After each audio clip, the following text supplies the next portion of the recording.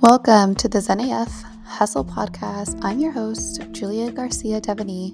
I'm a life and mindset coach for female founders, and my mission is to help thousands of ambitious, busy women become the number one asset in their life and business.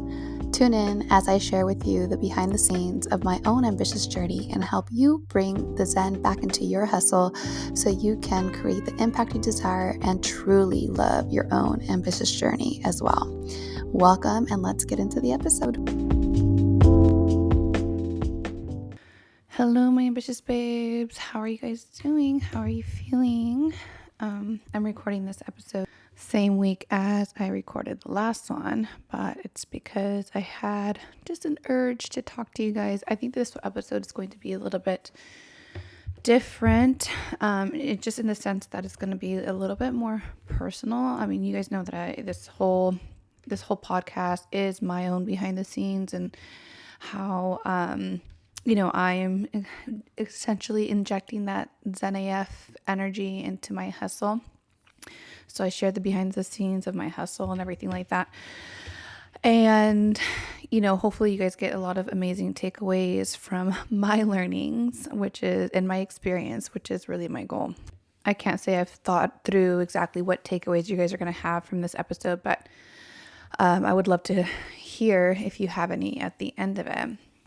But I just wanted to kind of share a little bit more personal details, I guess, about what I've been going through and things like that. This week was my birthday. It was my birthday on Monday. And I had such an emotional day. And I know I barely mentioned it. I didn't mention it on Instagram. I didn't mention it. I mentioned it very quickly on my last episode because, again, I don't like bringing you guys anything that I haven't fully processed. And I was just like, well, what was that about? And I was going to think about the birthday blues and all of that. And I know a lot of emotions come up in general during birthdays. However, I was on Tuesday when I was feeling a little bit better and I was going to my hypnosis birthing class or whatever, I looked up and I was like, oh, that's a big old moon. Okay, that could be something. And listen, I'm not an astrology girly by any means, but I am super open to knowing what the cosmos are doing, what energies are available to take advantage of. And because I just feel very affected by it. Sometimes I have no idea what is going on in the cosmos by any means. But lordy, oh lordy, I feel it, right? And so when I saw that big moon and I knew I was having some really big emotions, I was like, okay, I want to look into that a little bit. And so of course I went to the TikToks and I was like, what is happening? I couldn't even say that I was searching for it. However, I did start seeing all the full moon content and stuff. And so I was really curious, okay, what is this full moon and what is it saying? Where is it at? What do I need to release? Because obviously I'm a Libra. It was a full moon in Libra. And then what kind of came about was I was like, oh, this is interesting. I am definitely feeling these energies. And what they said, and again, I'm not an astrology girly at all. I don't have anybody specific that I follow or anything like that. I just go on the TikToks and see what resonates and what kind of is consistent in terms of the message or what have you. I just follow these little nuggets and kind of derive at my own thing. Anyway, but there seems to be something happening with these quote unquote cardinal signs. Again, I don't even know what that means. I just know that I'm one of them as Libra. And it was something that happened with Pluto in terms of where it was in position from 2008. And all I know and all I heard and what was consistent was that I am going to be coming out of some what I think they said 15, 16 year cycle of just learnings. And I was just wow, 2008. What was I doing in 2008? And it really, really made a lot of sense. I would say that from 2008 to now, I have definitely 1,000% have been going through it. I have been learning to say the very least. And I started thinking like, what was happening in 2008? Obviously, I was living in California, going to college in Long Beach, and we were going through a recession. Like that's when the recession hit. So 2008 was the year that something significant happened in my family, which again, like from all the people on TikTok talking about what Libras could have been going through during that time or during this whole time, right, in learning, it resonated so much because it was a lot to have to do with relationships, family relationships, things like that. And something so significant happened within my family. It's when we discovered my brother had a mental illness, and that completely changed the dynamic of our family over the years. And I have been going through so much during those years. And then more specifically, these last few years, since I started having my own family, things have really kind of started coming to a head in the sense of like where I am in my position in my family and what I feel responsible for, and just kind of letting go of some of that responsibility. And, there's just so much that has happened, so much grieving.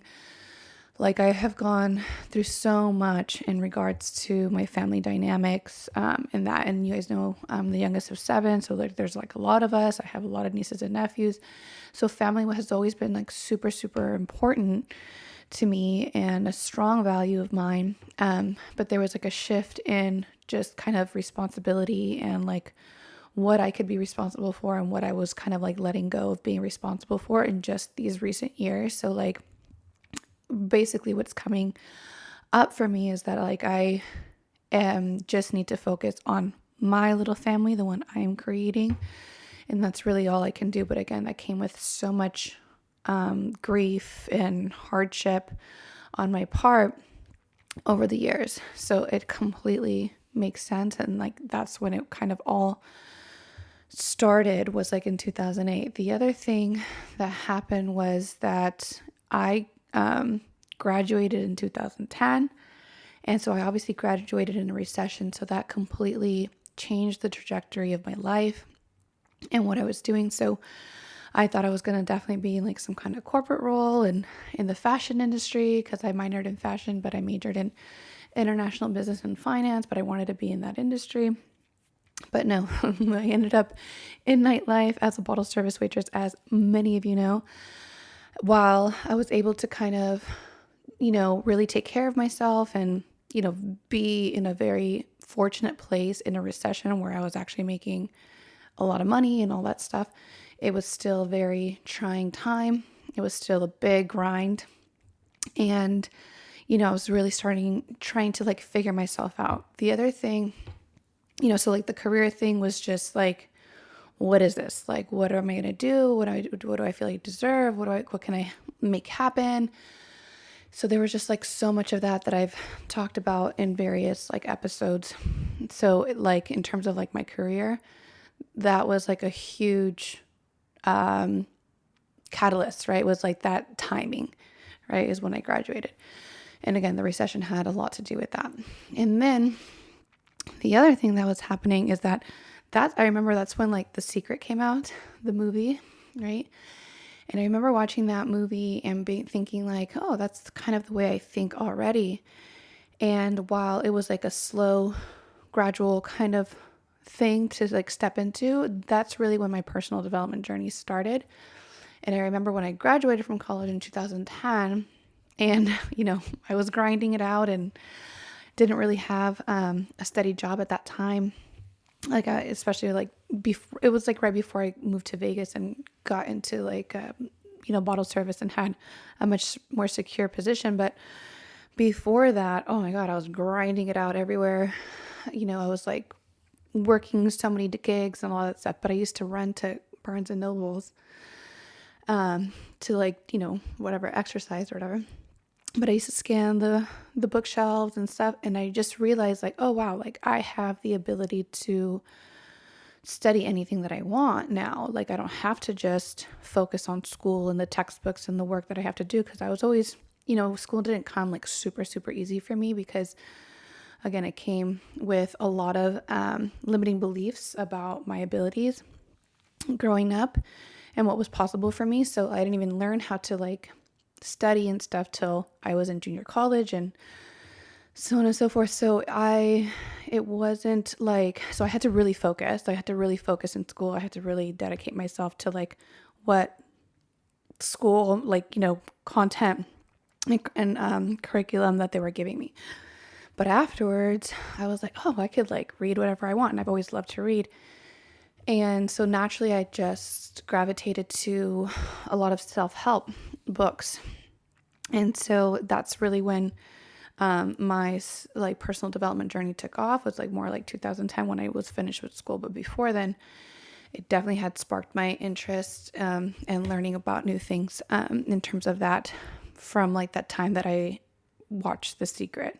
And obviously being in the industry that I was in, like it really heightened my desire for self-care and personal development, self-growth, all that. So I would be living a little bit of a double life, and I would really be entrenched into this self-growth aspect and industry for so long in terms of like mindset and wellness and all that stuff. I was meditating, I was studying Reiki, I was, doing all those things. So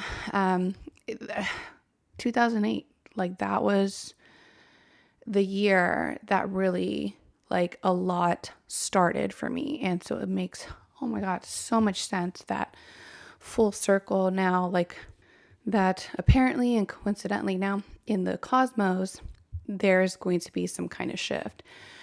The other thing is that it doesn't really start, I guess, until some time in November, like where there's like this final push or whatever.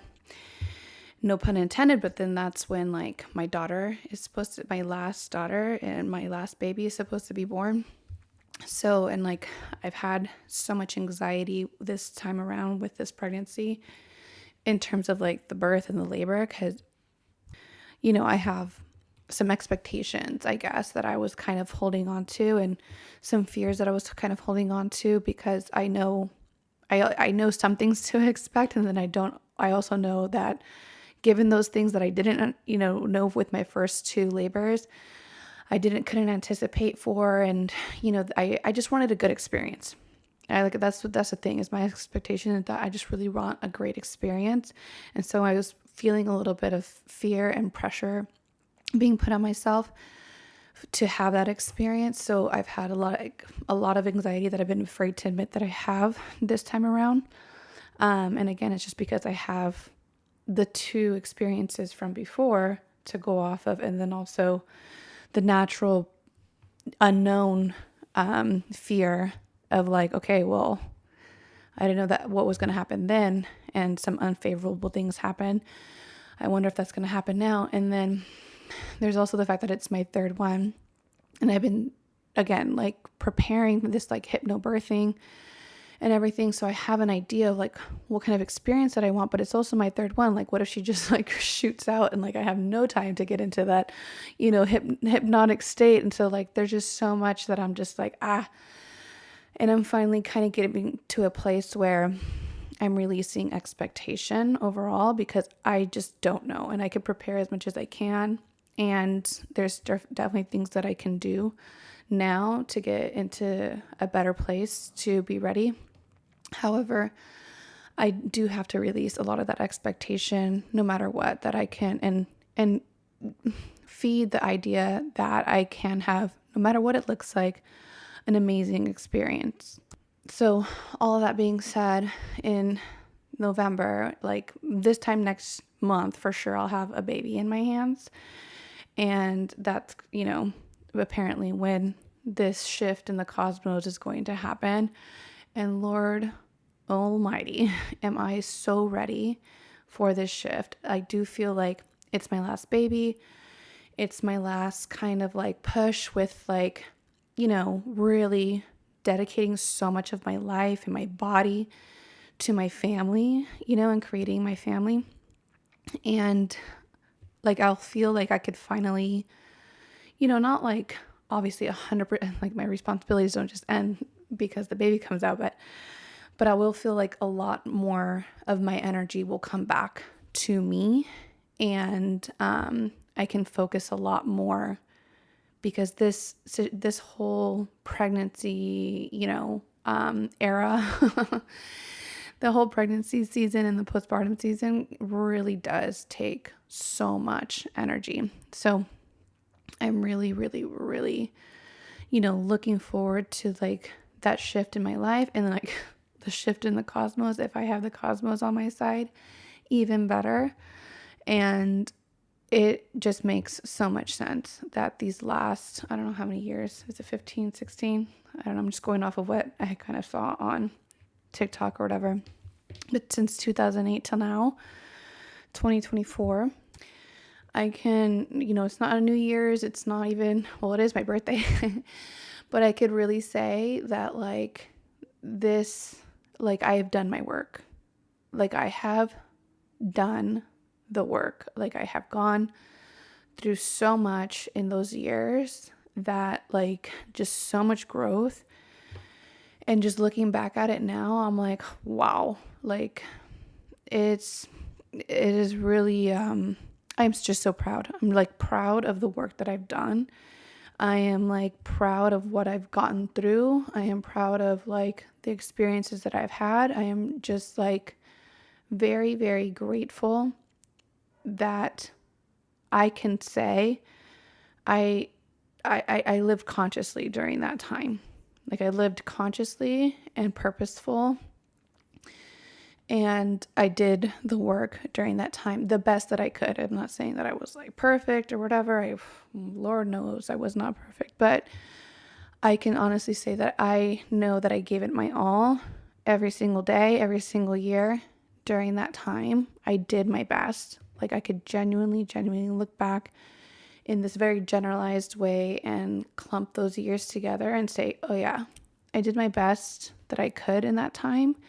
And now I know better. And I really hope the cosmos are now on my side in a very fortunate way, because I know I did what I needed to do during that time. Nobody can say that I didn't do it. Another thing that they mentioned is that supposedly I'm in my villain era, whatever that means. Because, and I say whatever that means because apparently it's just like not being a people pleaser. And like I said, like there's just been so much of that. And I have felt that so much. I have felt like releasing of the people pleasing energy, and I have felt releasing of like the fear of being seen in these last few years. And there's been so much in my life and in my business that has helped me bring that to the surface so that I can work on it. And I am just finding the energy to like really be kind to myself and tell the truth to others, be vulnerable enough to just like have that strength, right? And I want to play a little clip from this CEO who explained, well, he's the CEO of the creator of Kind, the snack or whatever. And he explains the difference between kindness and being nice. Do you guys know the difference between nice and kind? A lot of people confuse kindness with being weak. And the reason they do is that they think of kindness as being nice. There is no way that you can be kind and weak, because kind requires enormous amounts of strength. I've seen this happen so many times where a team member is not performing the way they need to, and the person that they report to does not have the courage, the kindness, and the strength to guide them, to give them that feedback, and then eventually they let them go, or the person chooses to leave. You can be nice and be polite, but to be kind, you have to be honest. And that takes an effort. It's not easy to give feedback, as opposed to being nice that doesn't cause problems, but kind solves problems. So yeah, that was Daniel Lubitsky. Again, the CEO of Kind Bar or whatever. But yes, when I heard this, I was like, yeah, this is exactly what I guess being in my quote unquote villain era like is like, in a nutshell, because I have learned how to just be kind to myself. And also that means being honest, and being honest is a very unique trait of strength, right?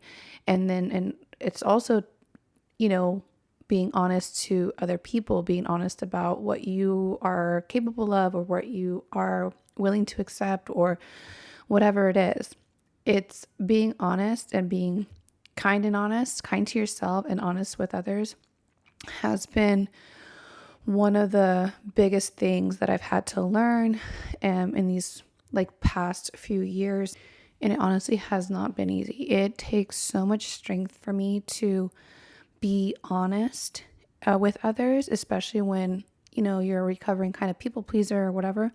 When you're afraid to be confrontational, when you're afraid to say no, when you're afraid to let people down, when you're afraid to have somebody think something negatively about you, it requires an immense amount of strength, right? And especially like in business and stuff, when you're like, negotiating with people and, talking to people, it just always comes into play. This idea of honesty and kind of understanding and wanting the best for yourself first. And like with some of the affirmations that I've kind of adopted during this time has been like, number one, it's not my problem. And I was going to do like a whole another podcast, and I will do a whole nother podcast on like your capacity and stuff like that, because that's my next thing. But I think that this fits well here because again, it's the biggest learnings that I've had. I have found in these last, and they're all coming, like they've all happened in these last few years, right? I've been doing the work for years and years and years, but the learnings are just now coming. And I am being absolutely tested on these learnings. And like in that, and by tested, I mean like, are you that person? Can you be kind to yourself? Can you be honest with others, and tell the truth and, not fear that they're going to judge you, not fear that they're not going to like you, not fear. And even if they do, be okay with it, right? That takes an immense amount of courage and strength to do. And I feel like I've been, like sometimes I genuinely feel like, oh my God, I can't do it. I can't tell this person this, or I can't be honest about that. And I do it anyway. And I feel so proud of myself when I do. So again, it's like this apparent villain era is really just letting go of the people pleasing. And one of the things that I have adopted in terms of like kind of a thought that I go to is like, number one, it's not my problem. Like I hate that phrase because when I was an employee or, in having employees, like when I was running my Pilates studio, I didn't want to hear that phrase. Like, it's not my problem or it's not my job, because I feel like, when we're trying to accomplish a goal together, then it should be everybody's problem. However, it has not been useful for me to like think that way when it comes to, the relationships in my life, because I take so much more on.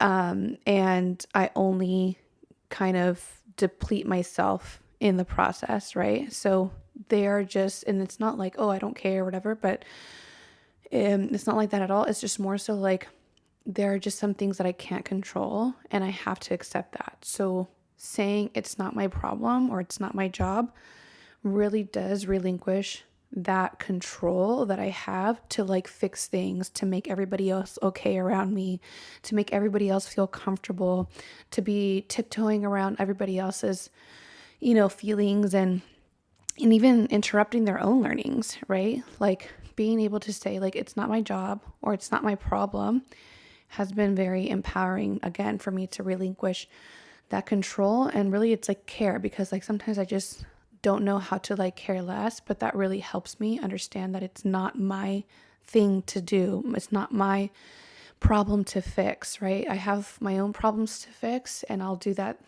when I need to do that. But understanding what's mine and what's not mine has been so key in that. And when it comes to like telling the truth or being vulnerable or just again being honest with people, because I'm being kind to myself. The other thing that has helped me like understand is that I would rather them be uncomfortable than me be uncomfortable, right? Like somebody has to bear the discomfort, and Lord knows is usually me. Like my husband like laughs at me all the time anytime we're watching something on TV and there's just like an awkward moment, because he knows I cringe so hard. I cannot stand like an awkward moment or awkward silence, or like that, just that feeling of awkwardness. Like I like literally cringe physically in bed when we're watching stuff, and he like laughs. But like it's something that it's very hard for me to experience. However, when it comes to being honest, it's either like I hold that discomfort or I offload that discomfort and be honest, right? Because it's like honestly not my discomfort to hold, right? That honesty is just an ownership of that discomfort, right? So either I can hold that discomfort and essentially hold resentment and all sorts of other negative things that honestly will not help anybody in the situation. Or I can be honest and have a little strength in that moment and a little bit of courage, offload that discomfort to somebody else. If to say, like, you did something wrong, or I didn't appreciate that, or I don't like that, or this isn't my problem, or whatever it is, whatever honesty I have to share with somebody else. And that's for them to hold. That's for them to process. That's for them to, do something with. It's not mine, right? It's not my discomfort to hold, right? So that's probably a better phrase because, again, it's like, who is holding that, right? Who is like, it's not mine to hold. That's, I would say, is a better phrase. And sorry if that was a little splicey, because I guess I'm understanding everything right now and kind of trying to put it together in a way that you guys can take away from it as well. And so sometimes it does take me a little while to kind of work through those thoughts. Nonetheless, I am very open to this villain era. I love the energy that I'm getting to be very kind to myself and honest with others, and finding that strength. And I really celebrate myself every single time that I'm able to find that strength, because it has been a long time coming, and I have had a lot of things come to the surface in order for me to work on that, and those things just have not been easy. So I'm really celebrating myself. And if this is you as well, if you're like one of those cardinal signs and you're also in your villain era, and you are finding that courage to not people please and really honor yourself, like, I'm here with you, celebrating that for you as well. And even if you are not, and this sounds like something that you want to adopt, then by all means, I hope that you can understand the difference between being kind and being nice, and also understanding that it's a strength first and foremost, and it takes practice to kind of build up that strength. So I guess to wrap this up in two, kind of understand the takeaways that could be useful for you guys for these last whatever 15, 16 years, 2008, whatever it is, whatever timing you want to give yourself or say that you have done, right? Can you and will you, like, let's say even you have a goal that's coming up that you want to say, like, next year by this time, blah, blah, blah. Like, how do you want to look back on that journey? Like, do you want to be able to say, wow, like, I know I left nothing on the table. I know I did my best. I know I gave it my all. I know I hit my capacity and went beyond it every single moment I had a chance to. Like, is that how you want to go? And like, is that how you want to look back on it? Or are you going to look back on it and say, like, wow, like, another year passed and I literally didn't do anything.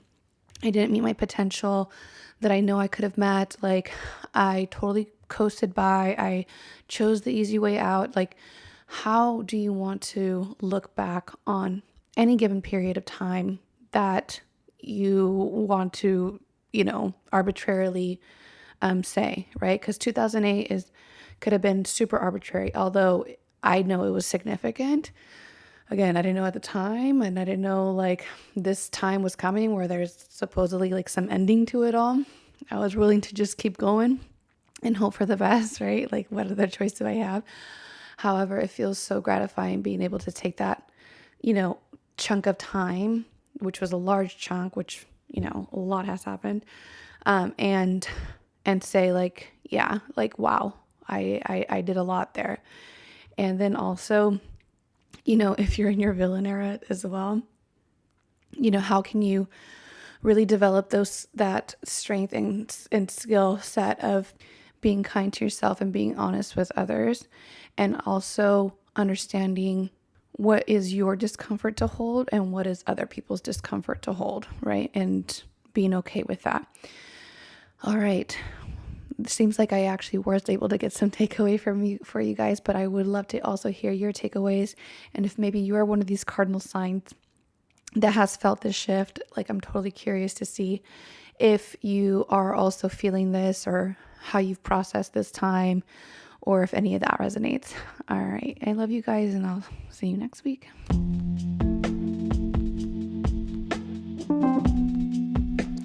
Thanks for listening, Ambitious Babe. If you loved this episode, take a screenshot and share your favorite takeaways with me at Julia Garcia Devaney, and be sure to leave us a review, as that would mean so much.